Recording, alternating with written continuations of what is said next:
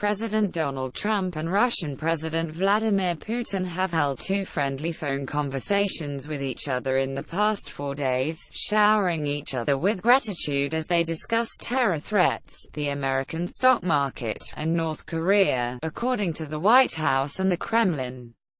The two even discussed the perks of intelligence sharing, despite the ongoing U.S.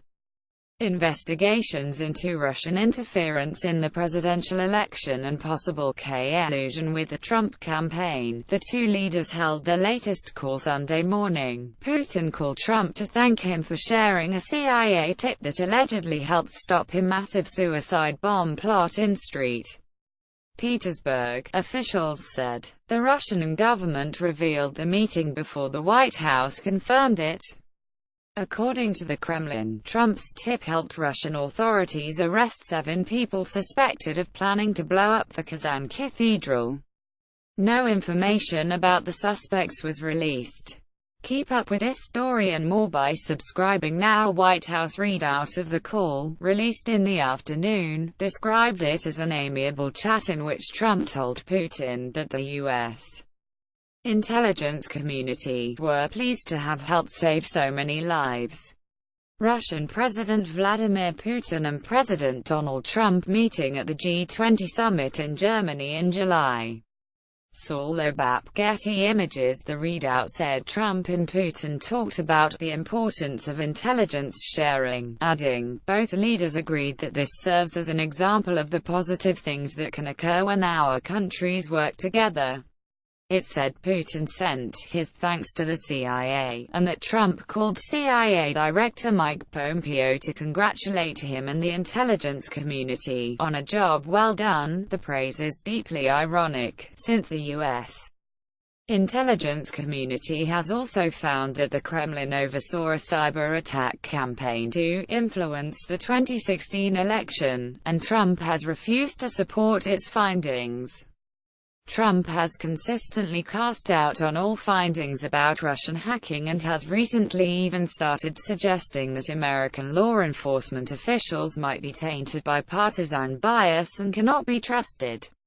When Kremlin officials visited Trump at the White House in May, the president revealed to them highly classified information about threats from the Islamic State militant group. The call came only 3 days after Trump initiated a talk with Putin to thank him for commending the booms in the U.S. stock market since Trump took office.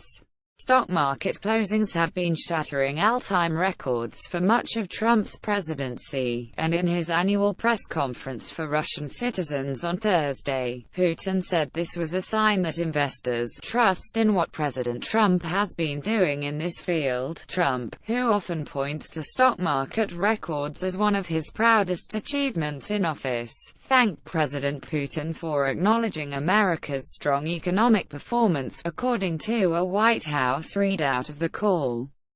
In the same call, Trump and Putin talked about working together to resolve the nuclear threats from North Korea, officials said. It is unclear if they came to any particular agreement.